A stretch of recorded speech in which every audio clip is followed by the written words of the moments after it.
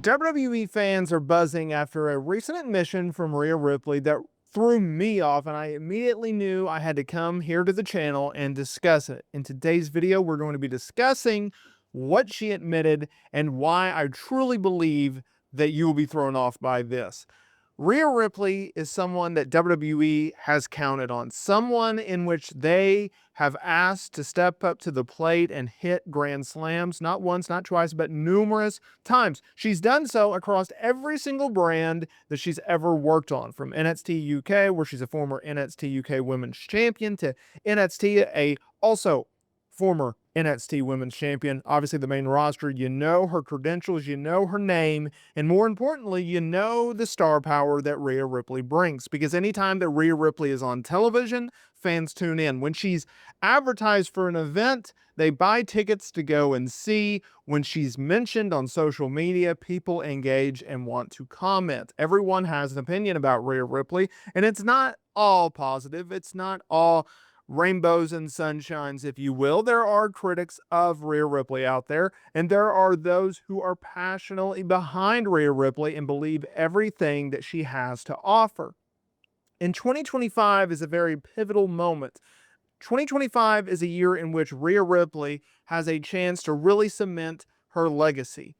After a breakout year in 2023, a up and down yet strong 2024, 2025 kicked off in a major way. January 6th, Monday Night Raw on Netflix premiere. She beat Liv Morgan, recapturing the Women's World Championship. And then she randomly lost it on an episode of Monday Night Raw to Io Sky that set the scene for WrestleMania and really put something into perspective for a lot of Rhea Ripley fans out there, something in which we will get into in a moment. Let's talk about today's topic. Let's go over why you clicked on today's video. And while you do so, make sure to hit that like button and subscribe for more wrestling content. Now, she was on Kevin Hart's Cold as Balls podcast or YouTube channel or whatever you want to call it. And she was asked what her inspirations were in regards to getting into the pro wrestling industry, because you have to have a lot of faith in yourself to get into wrestling, in my opinion. And she named Triple H as someone that she loved growing up. She said, I had three main ones growing up. It was Triple H, which is now my boss. So absolutely wild. He's done so much for WWE, and now he's literally running it. Okay, not too bad. But then this is where things pick up. She revealed that The Miz was also an inspiration for getting into the wrestling industry. She said despite being very different character compared to the A-lister, she absolutely loved him. This is what she had to say. Then there's The Miz. I love The Miz. I don't know if it was like his cocky demeanor. He's so funny. He's so comfortable being basically him. And I love that. Then obviously CM Punk as well. He's finally back with WWE, which is amazing.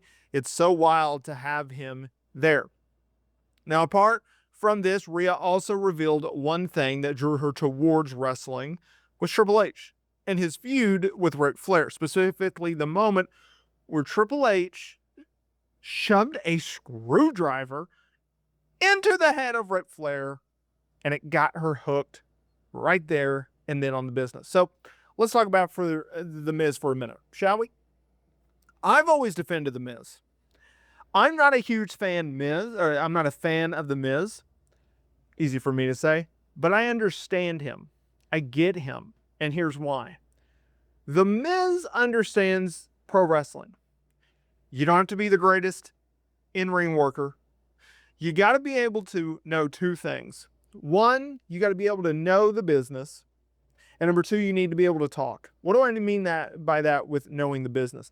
He understands, hey, if I can make you like me or hate me, then I win. And I'm going to make a lot of money. I'm going to have a long career. That's what he's done. And he can talk very, very well. So if you're Rhea Ripley and you go, okay, who can I model myself after? Tiffany Stratton did this with Charlotte Flair of who's successful and who has longevity.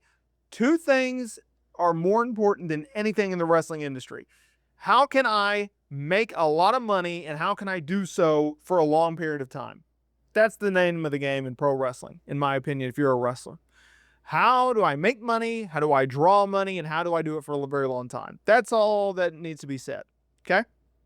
So if you're Rhea Ripley and you're looking at the pro wrestling industry and you go, okay, I want to have the in-ring psychology of a Triple H. I want to have the in-ring skills of a CM Punk. And I want to have the wrestling mind of the Miz in terms of knowing what to do, what not to do in this industry. That's pretty straightforward. I cannot knock her for thinking like that. I cannot knock her for wanting to be like the Miz. And I don't think anyone else should knock her for wanting to be the Miz. There's nothing wrong with that. I think if you look at the Miz, he's a former WrestleMania headliner.